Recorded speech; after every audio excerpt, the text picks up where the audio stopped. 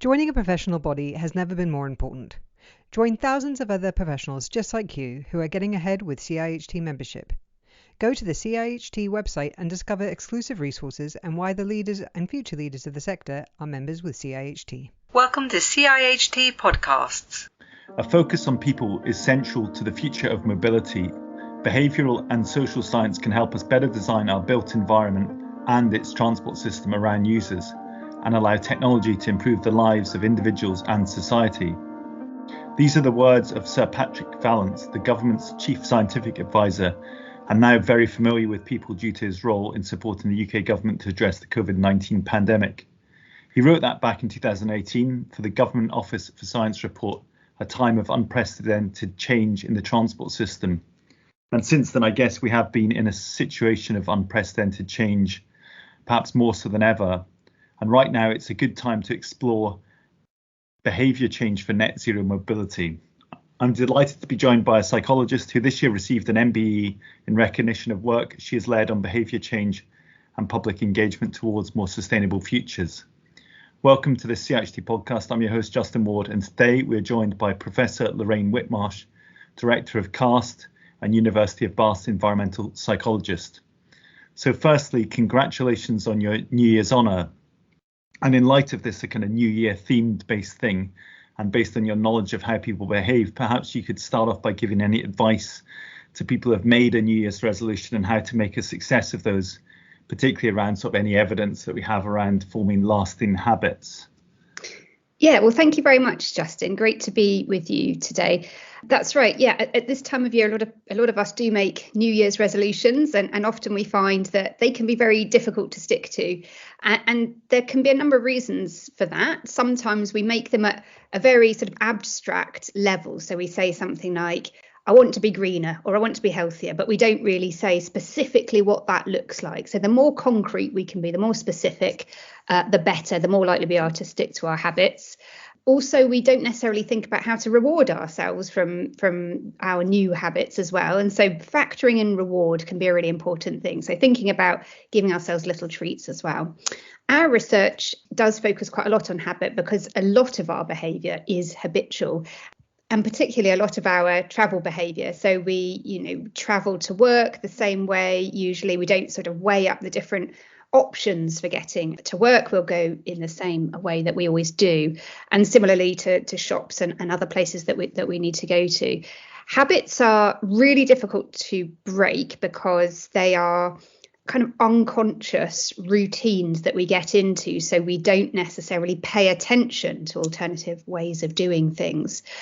But key to breaking habits is to actually have some sort of change in that sort of stable context around us. So the new year offers one sort of example of that, a disruption, if you like, a sort of new beginning to some extent, where we can actually think afresh about the sorts of things that we do and how we might want to change our habits.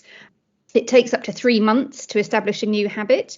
So we have to be patient as well. And so factoring those rewards, as I've mentioned, and really one of the ways in which we can best change people's habits, including travel habits, is to actually tie it to very specific things we do. So think about the time and place. So if it is about, for example, maybe traveling in greener ways, that might be one of the New Year's resolutions we have. Actually think about, planning. So when I leave the house, this is about, getting on this particular bus at this particular time, or walking in this specific route, or maybe with this particular person as well. So the more we can be specific in our plans, the better. So we do know quite a bit about how to create sustainable habits, and that's what we're trying to do as well in our work. Thanks very much. So hopefully if people have got resolutions, they'll have a few more tips and things to draw on to stick to them. I'd like to sort of move a bit more. We've alluded a bit to transport already, but just to go into a bit more. Obviously, last year, the UK hosted COP26. And on Transport Day, there was a strong focus on technology. And also the government's Department for Transport Decarbonisation Transport Plan also focused heavily on technology. Do you think that in sort of policy terms, behavioural change has been undervalued in terms of action to reduce carbon, particularly around transport? Yes, I think very much so. So I think we saw that actually in the net zero strategy that came out in the autumn, that the role of behaviour change was very much underplayed. And actually in the forward, it was sort of specifically stated that there was a desire not to change people's lifestyles because it was sort of assumed that that might be unpopular, that behaviour change was almost equated with sacrifice, actually, which I think is quite problematic, because actually what we know is a lot of the behaviour changes that we need to make to reach net zero will have wider benefits for people in terms of improving health and lots of other things. It's also the case in the decarbonising transport strategy that DfT put out, to some extent, that they focus quite a lot on improving technologies like rolling out electric vehicles. And certainly at the COP26 Transport Day, very much the focus was on clean technology there, and the cars bit of the cash cars coal strapline. It really meant actually technological change and not really factoring the fact that we also need behaviour change. I mean, behaviour change is evident, I think, even when you're thinking about electric vehicles and other sorts of technologies, because we still need people to choose those technologies and use them in sustainable ways. So there is even a behaviour change piece there, but we need to go far beyond that. We need to get people to switch to greener modes, and we need to reduce the amount of travel that people are doing altogether. So that sort of side of things really needs a very strong behavioural focus, and we're not seeing enough attention, I think, in policy to that. It's interesting. I think the Scottish government and the Welsh government has sort of made that an explicit thing, really, in terms of reducing the need to travel or reducing car miles and so on. There is and many people will be aware of it, the sustainable transport hierarchy for journeys that avoid, shift and improve. And I think you've alluded to all of those having some dimension of behavioural change underpinning them. But could we unpick that a little bit more about why they're important at each level, and maybe say a little bit about each of those levels as well? Absolutely. Yeah. So we very much use this sustainable transport hierarchy. And as you say, what that is first of all, avoid the need for travel. That's the top of the hierarchy. That's the best thing that you can do to reduce problematic impacts from particularly car-based travel, is to avoid the need to travel in the first place. And so what that looks like is things like having virtual meetings, for example, or maybe shopping online to some extent. So wherever you're replacing physical travel with something more virtual, that's addressing that avoid bit. The next level down then is shift. That means shifting to less damaging modes, so usually away from car use or maybe aviation as well, to public transport and active transport. And then the bottom level, if you like, is improve. That's about really improving technologies particularly. So, for example, electric vehicles instead of internal combustion engines. And it's in that order because really the most effective thing is to avoid the need to travel in the first place, then to shift modes, then to improve the technologies. And there are, I think, co-benefits to all of these levels, but also behaviour change comes in at all of these levels. As I've mentioned, you need people to actually choose those technologies when you're thinking about the improve. We certainly need behaviour change when we're getting people out of cars and into buses or on bikes. And very much it's about behaviour change and actually reconfiguring lifestyles in quite a profound way when we're avoiding the need to travel, because we might be restructuring jobs and really thinking about reducing the amount of physical travel that's embedded in our lives. So it's there actually to sort of increasing extents as you move up the hierarchy. So yeah, it's very much there, I think. Yeah, and I alluded to the report at the start, the Government Office for Science Foresight project on the future of mobility. It's a brilliant report, and you were involved in the development of that, particularly around the section on behaviour change. Can we unpick a little bit more the factors influencing transport users' decision making? What are these factors? Yeah, absolutely. So that review that we did as part of the Foresight report really brought together a huge amount of the evidence on what shapes our travel behaviours. And so we looked at what shapes our modal choice, our choice to travel by bike versus car versus bus, etc. And we looked at what shapes people's choice of vehicle, their car ownership decisions as well. So those two big sort of transport type of decision making. And what we found was that those things are shaped by a lot of different factors. First of all, by conscious motivations. So people's attitudes, for example, about, how important having flexibility and autonomy is versus willingness to maybe compromise in terms of sort of schedule, etc., and hence sort of bringing in public transport, car sharing and so on. The pleasure that people derive from different sort of ways of travelling and the extent to which people might enjoy physical activity and versus other things. Their preferences for cost as well come in there. So all of those sort of attitudinal type things and motivations were a big cluster of factors. Then sitting sort of behind that really are a lot of unconscious but sort of still individual level factors, like people's habits that we've already talked about, social norms as well. That's something that people aren't necessarily aware shapes their behaviour, but actually is quite a powerful influence. So we often look around sort of unconsciously and think about what's the norm here, what's a normal way to travel to work, or what's normal for this environment, and we're influenced particularly by friends and family and people that are close to us and what they think. So that social environment is also a factor that shapes our decisions. Things like status symbolism as well. So, to what extent you might want to convey something about your personality or your social status through your choice of vehicle. So that's another cluster. Then there were other sorts of more sort of social demographic factors, like, your income, how many people you're living with in your home. And so maybe whether you have caring responsibilities and need to take children to school, for example, your life stage, so whether you have a job or you're retired, or those sorts of things as well. So that was a big sort of demographic type cluster of factors. And then finally, and probably biggest really overall, was the environment, the physical and transport environment. So the extent to which there is walkable neighbourhoods and attractive ways and safe ways in which people can walk and cycle, the availability of public transport services and how reliable and attractive they are and so on, and the built environment and the extent to which, what distances you have to travel, and all of those sort of more physical things came in there. And that's a really big set of influences. So I guess 4 big clusters of factors, and they sort of interact a bit, but all of those things together shape our behaviour. So it's quite complex, and that's why when we think about behaviour change, we have to sort of think about influencing all of these different things that shape our decisions, and potentially apply quite a number of different interventions to affect those. Can we go into that actually? What can we do to influence at those various levels? I think the environment's obviously one, but could you say a little bit more about kind of where the intervention levels work and what can be done? Yeah, absolutely. I mean, we quite sort of crudely categorise behaviour change interventions into upstream versus downstream. So upstream is where you're trying to shape the environment in which people act. And so that captures a whole range of things, from economic incentives to sort of physical measures to maybe reallocate road space away from cars to more active and public modes, and regulations and various things sort of come in there. So all of that sort of upstream measures.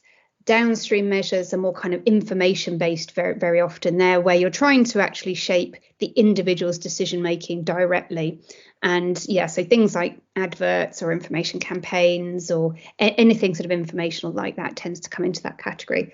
We know that downstream measures, while they're quite popular because they tend to be low cost and they mean that you don't remove any options for people, it preserves individuals' freedom of choice, they tend not to be very effective. So a big review recently found that they tend to work to change behaviour about 2 to 3% of the time, or they account for about 2 to 3% of behaviour change, which is tiny really. And then, but whereas more upstream things tend to be generally much more effective and, working potentially up to sort of 90, 100% behaviour change, depending on exactly the measure. I guess one of the take homes from a lot of this evidence is often you need multiple measures. So you'll need probably some information to raise awareness about alternative ways of travel, but you'll also need probably some economic incentives, maybe a congestion charge or workplace levy or something. And maybe you need some physical or regulatory measures as well to lock that in. So you sort of need often several interventions combined to really get the most effect in terms of behaviour change. And one thing that people might have heard of is nudging people's behaviour, and the government's got a nudge unit. but I heard the recent expression that there might be a need for a shove unit as well. So I was going to get your views on nudging versus shoving behaviour and what it might mean for transport. I quite like that idea of a shove unit. Yes. So nudge is really interesting, and it's really interesting how it's sort of taken off and become embedded in not just UK government policy, but actually in policy making across many different countries. The idea behind nudge is that you're trying to sort of change elements of the choice environment in a way that doesn't actually force people to do anything differently. It still retains choice, but it changes the attractiveness of options, and maybe things like defaults are one of the examples there. So it kind of also raises the profile of different options and makes them maybe more easier or more available. I'll give you one really nice example of where nudges work well. There was a study in Switzerland where previously energy supply had been from fossil fuel sources to residents and businesses, and you had to opt in to a renewable energy scheme if you wanted to have renewable energy. And that would cost you a little bit more, but it was also a bit inconvenient. You actually had to go to the effort of opting in. So the default was fossil energy.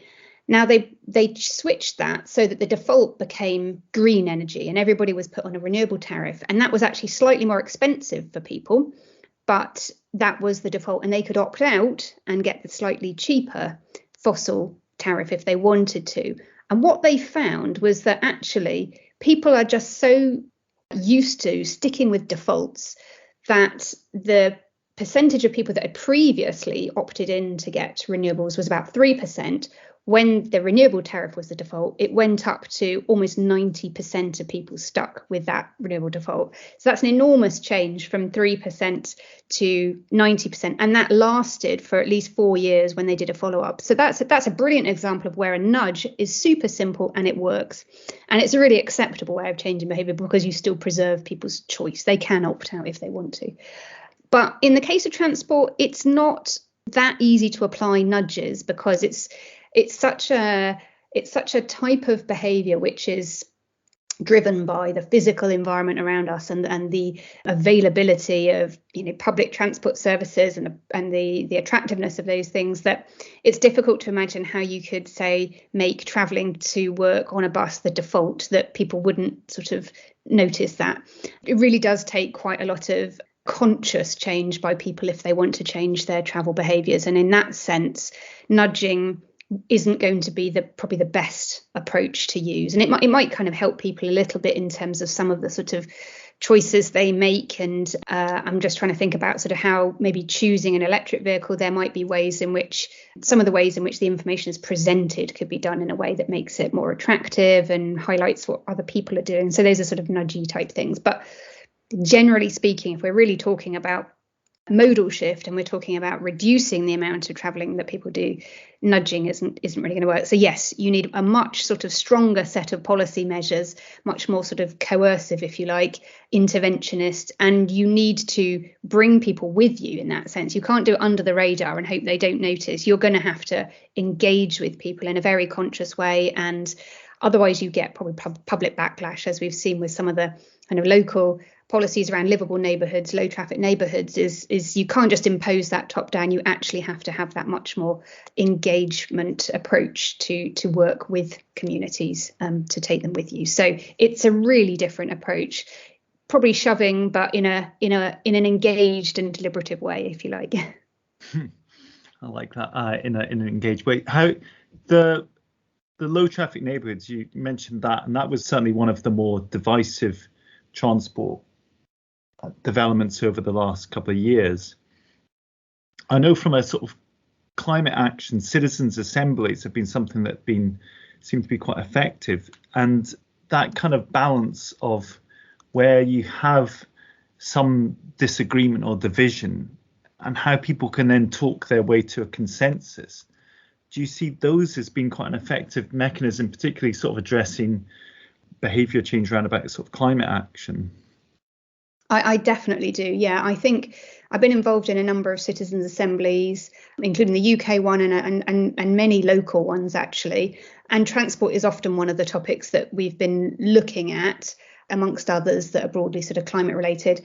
And it works really well at that local level in particular, I think, to talk about transport, because the specific context really does vary considerably, especially sort of urban, rural. There will be enormous differences, but also even between towns and cities and regions, the transport options available vary enormously, and the transport problems and the demographics of the population and so on will also differ. And so you really need to work, I think, at that local level to understand what are the issues that people are concerned about in their area, and whether it's kind of air pollution or safety on the road or accessibility or other sorts of aspects of the transport system. And once you've identified those specific local issues, then working with the community to identify and explore solutions that address maybe their concerns that they might have, and maybe sometimes misperceptions as well, because I think people can be quite anxious about change and maybe assume that some of the policies suggested might make things worse for them. But actually, very often we see that people might express anxiety and even opposition before sustainable transport policies are implemented. But once they're implemented, we see very often attitudes become much more positive, because they can see that they do improve accessibility, they do improve air quality, and how quickly you can get places and all the rest. So, yeah, I think it's really important to work with people, though, because we know that any sort of sense in which measures are imposed from the top without consultation, meaningful consultation engagement, tend to end in sort of divisiveness and opposition and so on. So I think that is absolutely crucial. And citizens' assemblies and juries are one way in which you can do that. There are other ways as well, but they're certainly showing that that's an effective approach, I think. Yeah, and you highlighted this sort of, I think, a term that's used is Cobenefits, highlighting that in terms of intervention. So it's not about just reallocating a bit of road space, it's about improving local air quality, or it's about helping kids walk and cycle to school. I think the example of the school streets has probably been unanimously positive, perhaps because the kind of co-benefits have been quite clearly articulated to the public, so people maybe feel a bit different about them. I was going to ask about sort of there's a lot in terms of decision making at life stages, and one of the things is that when people have a sort of major change in life circumstances, that's a good point to intervene and maybe change some travel habits. Could we conclude on that, just in terms of what evidence there is when maybe someone moves house, how you can kind of capture that attention and then maybe influence the transport behaviours that are then subsequent to that move?